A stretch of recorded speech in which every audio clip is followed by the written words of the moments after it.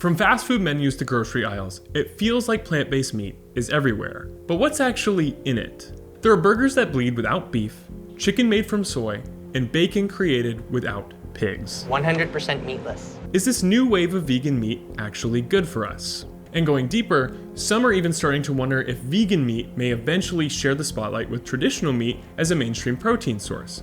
But we'll get into that later. In this video, we're digging into what's really behind these alt proteins with two trailblazing brands, Meati and Before the Butcher, who are reinventing what plant-based protein can be. They'll break down what to watch for on labels, how their products stand apart from the pack, and why the future of meat might be shared with products that aren't meat at all. It wasn't long ago that vegan meat was a niche option. Today, it's everywhere, and its role in the future of food is only growing. And it's not just vegans fueling the rise. In fact, a growing number of meat eaters are reaching for plant-based options. But what's convincing them to make the switch, if even just part-time? Well, there are two big reasons that keep coming up. The first reason is health and wellness concerns. Consumers may opt for plant-based meats as they are generally lower in saturated fat and cholesterol when compared with animal-based meats, specifically red meat. In a randomized controlled trial from Stanford University, participants swapped animal meat for plant-based alternatives over an 8-week period. The result? Lower LDL cholesterol and modest weight loss. The study suggests that plant-based meat could offer real cardiovascular benefits when used in place of traditional meat, a promising sign for both health-conscious consumers and those managing heart risk factors. One more thing to mention before we move on, however, is that this study was funded by Beyond Meat. Even though the source of funding might not skew results, it does add bias, so keep that in mind. The next reason is taste and experience. Modern plant-based meats taste and feel more like real meat than ever, drawing in curious meat eaters alongside vegans and vegetarians. In one of the largest blind taste tests ever conducted, organized by Vox and the nonprofit Food Systems Innovations, nearly 2,700 people sampled more than 100 types of plant-based and animal-based meats.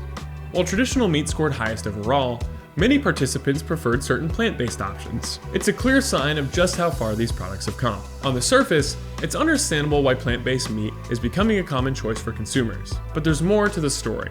Many options are highly processed. Some products are loaded with refined oils, artificial binders, and ingredients you can barely pronounce. Now, it's worth pointing out that ultra-processed is a broad label. Not everything in that category is automatically bad for you. In fact, some plant-based meats offer solid nutrition in the way of fiber, protein, B vitamins, iron, and other micronutrients. But the truth is, it really depends on what's in the product and how it's made.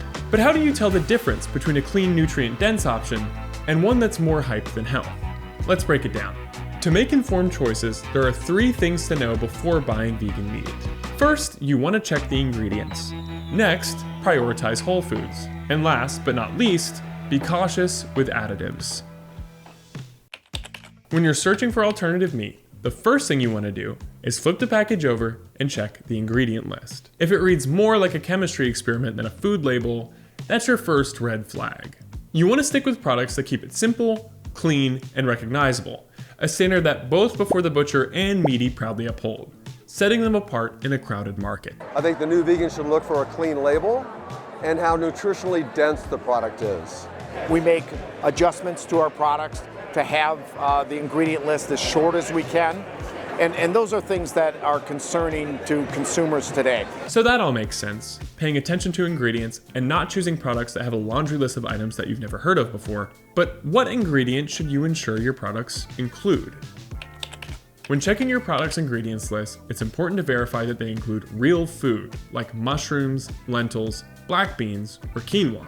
These offer natural fiber and protein, unlike fillers or isolates, which simply mimic meat texture.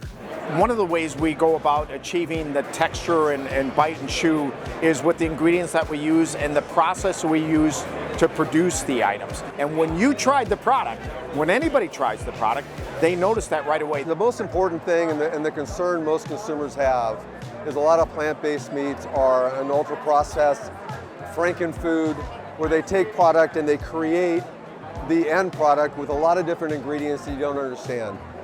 Mycelium and Meati is not like that. Mycelium is a very natural product that is fermented. The only thing we add is salt to make our myceliums. This brings us to the final thing that you should be paying attention to when you're looking to buy plant-based meat.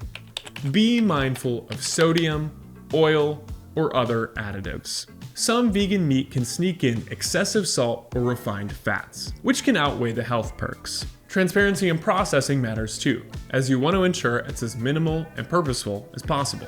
We don't put any additives in there to create our product. We don't ultra process it. We just let it grow naturally. We don't put other ingredients in it to make it different or to bind. That's, I think, the most important thing. A lot of the plant-based products have a lot of gums and products that help it bind and create the flavor it's looking for. Mycelium is just naturally mycelium. Our biggest challenge is the fact that we can't make our product without processing, right? So we have to find the best way to make it and still create a product that's acceptable to a consumer that's concerned about processed products. So we do that in the process itself. And how we source our ingredients and try to pick the healthiest ingredients that we source. So now that you know what to look out for when purchasing your products, let's return to the original question that inspired this journey in the first place. Is vegan meat the meat of the future? Is it innovation or just flashy marketing? Well, some vegan meat products are overly processed, overly salty, and fall short in their nutritional profiles. But there are other producers like before the Butcher and Meati who are rethinking meat entirely. Meati has 15 grams of protein, 7 grams of fiber. We have no cholesterol, we have no saturated fat in our product. We're a complete amino acid, we're allergen free. It's a great alternative.